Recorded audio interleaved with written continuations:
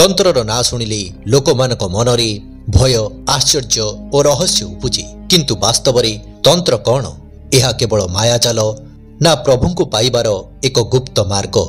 तंत्रर नाम शुणिले काहारी मनरे भय उपजे तो काहारी मनरे आश्चर्य आउ काहारी मनरे जन्म हुए अनेक रहस्य।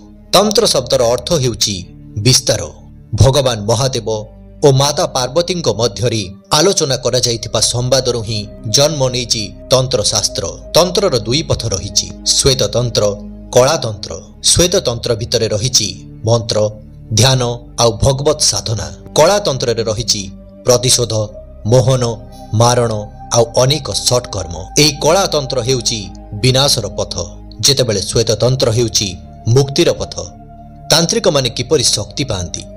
तांत्रिक माने मंत्रर जप करिथांती ता सहित जंत्रर मध्य पूजा आउ आराधना करिथांती। सेमाने तंत्र साधनारे ध्यान होम मंत्र एवं बलि देइथांती। सेमाने पंचतत्व पृथ्वी जल अग्नि वायु आकाश इत्यादि उपरे नियंत्रण करिबाकू चेष्टा करंती। केही केही आकर्षण करंती केही केही वशीकरण एवं आउ केही मारण आदि क्रिया करिथांती। किंतु मने रखंतु तांत्रिकंक शक्ति होउची सीमित। सत्य पथरे थिबा भगवान को भक्तों को सेमाने केबे भी हानि पहुंचाई पारंती नहीं कारण भगवान को शक्ति असीम।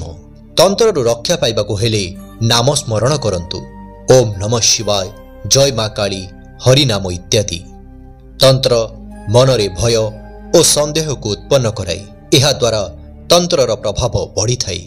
सत्संग और सदाचार द्वारा एही तंत्रर नकारात्मक शक्ति को नष्ट करा जाई पारे। ता सहित देवी देवता को उपासना तंत्ररु रक्षा पाइबा पई सर्वश्रेष्ठ कवच। गोटे गाँव जड़े युवक को बारंबार दुस्वप्न देहरी असाधारण क्लांति और भयंकर अनुभूति हेउथला। लोक माने कहिले केही से युवक उपरे कला तंत्र करिछि।